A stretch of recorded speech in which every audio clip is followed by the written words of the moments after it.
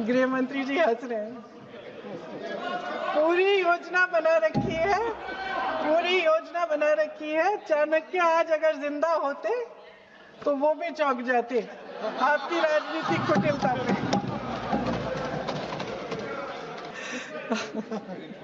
अध्यक्ष महोदय, मौजूदा सरकार एक बार फिर इस देश की जनता की आंखों में धूल झोंकने का काम करके देश की अखंडता पर बहुत बड़ा हमला कर रही है।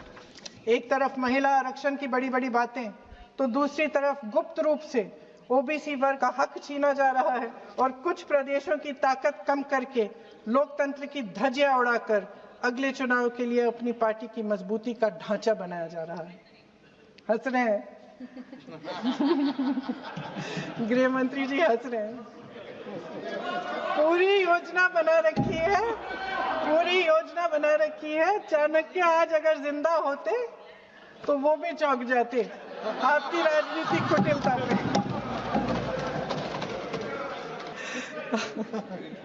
इन्होंने पूरी योजना बना रखी है, हंस रहे हैं, सहमत है मेरी बातों से।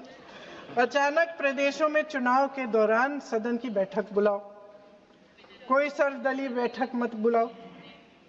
विधेयक का प्रारूप सिर्फ एक दिन पहले सार्वजनिक कर लो ताकि विपक्ष को कोई मौका न मिले कि इस पे चर्चा कर ठीक ढंग से हो।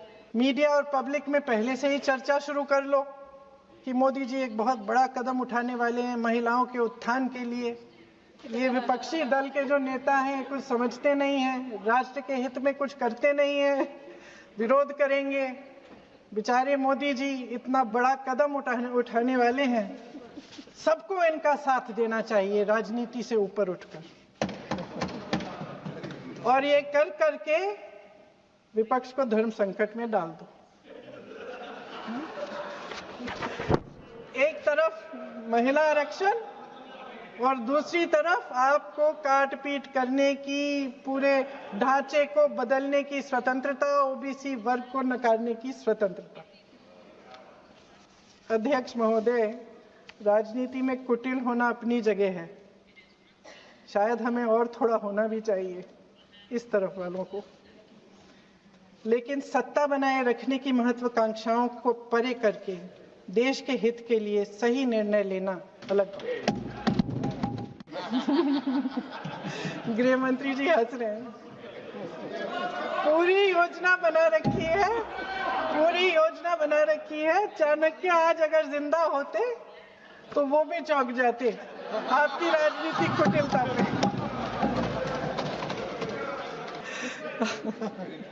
अध्यक्ष महोदय, मौजूदा सरकार एक बार फिर इस देश की जनता की आंखों में धूल झोंकने का काम करके देश की अखंडता पर बहुत बड़ा हमला कर रही है। एक तरफ महिला आरक्षण की बड़ी बड़ी बातें, तो दूसरी तरफ गुप्त रूप से ओबीसी वर्ग का हक छीना जा रहा है और कुछ प्रदेशों की ताकत कम करके लोकतंत्र की धज्जियां उड़ाकर अगले चुनाव के लिए अपनी पार्टी की मजबूती का ढांचा बनाया जा रहा है। हंस रहे हैं। गृह मंत्री जी हंस रहे हैं। पूरी योजना बना रखी है, पूरी योजना बना रखी है। चाणक्य आज अगर जिंदा होते तो वो भी चौंक जाते आपकी राजनीतिक कुटिलता पे।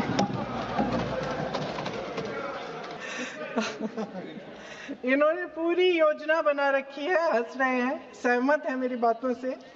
अचानक प्रदेशों में चुनाव के दौरान सदन की बैठक बुलाओ, कोई सर्वदलीय बैठक मत बुलाओ। विधेयक का प्रारूप सिर्फ एक दिन पहले सार्वजनिक कर लो ताकि विपक्ष को कोई मौका न मिले कि इस पे चर्चा कर ठीक ढंग से हो।